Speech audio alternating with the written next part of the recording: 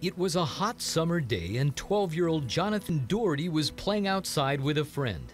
The boy wanted to show him a secret. Now you have to understand, in my 12-year-old mind, I was thinking we're gonna see something dead.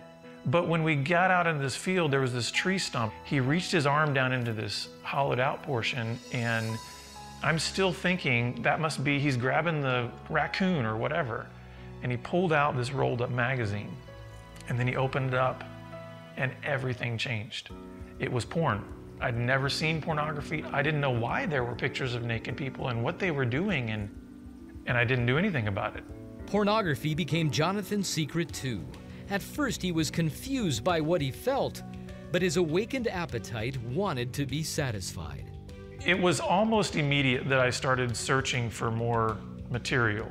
Just sheer curiosity.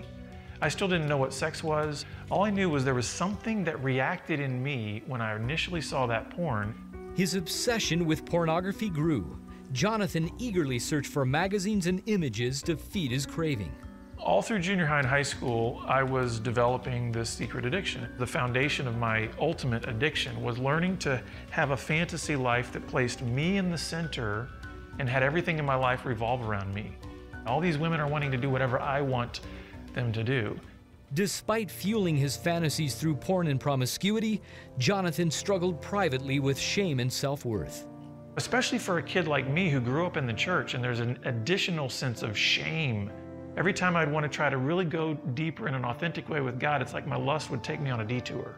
If you've failed for years and years and years in managing your sexuality, it's not a long trip to then think you are a despicable, horrible, perverted person and you have no value. Jonathan met Elaine while attending college. They began dating and eventually married. Well, what I saw in her was just this authentic person. I wanted more of that. I wanted more of her in my life because I thought this is a good thing. To have somebody with that much faith and purity and authenticity could be good. Marriage cured me for about 5 weeks. But it really wasn't until I was married and had this other person that sort of acted as a mirror to me that I saw just the depths to which I was really trapped in this. Online porn no longer satisfied Jonathan. He wanted more. He discovered cybersex and spent his late nights in chat rooms with women who became online sexual partners. Jonathan would withdraw a lot and spend a lot of time on the computer, and anytime that we were together, he would be saying things like, married the wrong person, hurtful things like that, and I would spend my time trying to think about, was I so bad to live with? I started to catch him in lies, but not necessarily about big things, but about little things. I did find websites, I did find girls' phone numbers, but I was unprepared for the truth. I didn't know how serious things were, even though red flags were blowing. I had gone beyond pornography. I had started to have affairs that I would set up online. One day I was in a chat room and a woman put 2 little words on the screen, "Want to meet?" And that was the first time in my marriage that I'd been challenged to cross a line out of the realm of fantasy into the realm of really real acting out. And I said yes, and I went and had sex with a woman. My downward spiral was fast and furious. So was his guilt. He confessed to Elaine what he had done. I told her everything. I told her about the prostitutes, I told her about the affairs, I told her about the internet, all of those kind of things. I was just like a puddle on the floor, and that night I did not think that the sun would even come up because I just thought I would just die because it hurt so bad. Although Jonathan confessed everything to Elaine, he wasn't ready to give up his obsession. Less than a week after that confession, I was in bed with another woman. And when I came home from that encounter, that's where I saw my wife with her bags packed. I knew where he had gone. So I packed up my bags and I left. I never wanted to talk to him again, and I never wanted to see him again. I never wanted to be around him again. And I drove to my parents and I cried the whole way. I just felt very broken. When I walked in and shut the door, the only way I can describe it was deafening silence. That was actually the catalyst that God used to shake me enough to kind of bring me to my senses, to where I started realizing I have destroyed my life and the life of another person. if I don't get help now, I will end up taking my life. Just started sobbing. I felt as if Jesus himself came right up next to me on the floor and just put his arm around me and said, you know what, I know, I care about you.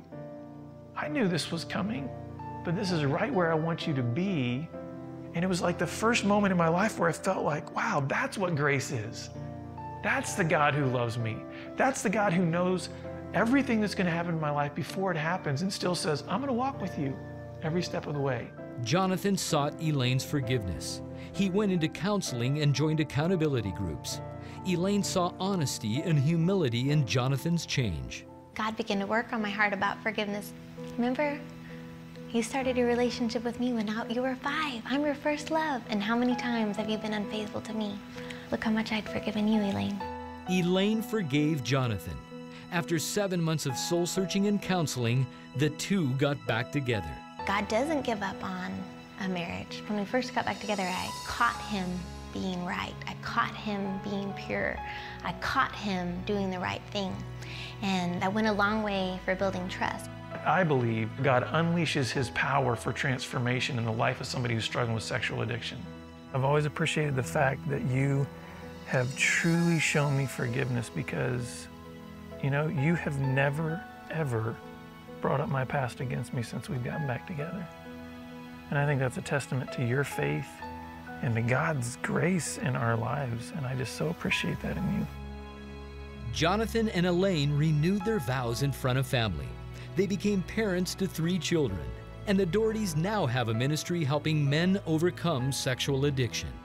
It's God's story of redemption, and then be able to see that he actually wants to take our brokenness, my brokenness, and then be able to help others with that. Just having my wife back in my life was way beyond any expectation I ever had.